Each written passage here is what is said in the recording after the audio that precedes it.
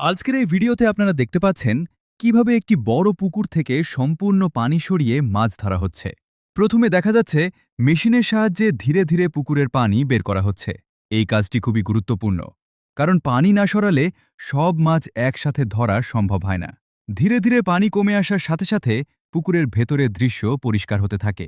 তখন মাছগুলো এক জায়গায় জড়ো হতে শুরু করে। এরপর অনেক লোক একসাথে নেমে পড়ে মাছ ধরার কাজে। কেউ জাল ব্যবহার করছে, আবার কেউ হাত দিয়েই মাছ ধরছে।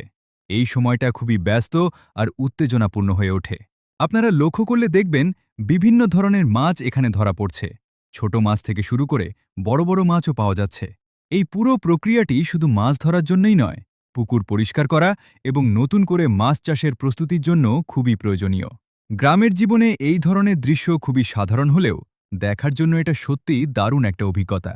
শেষে দেখা যাচ্ছে সব মাছ সংগ্রহ করে এক জায়গায় রাখা হচ্ছে এবং এগুলো বাজারে বিক্রির জন্য প্রস্তুত করা হচ্ছে। এভাবেই পরিশ্রম আর একসাথে কাজ করার মাধ্যমে একটি পুকুর থেকে সফলভাবে মাছ ধরা সম্পন্ন হয়।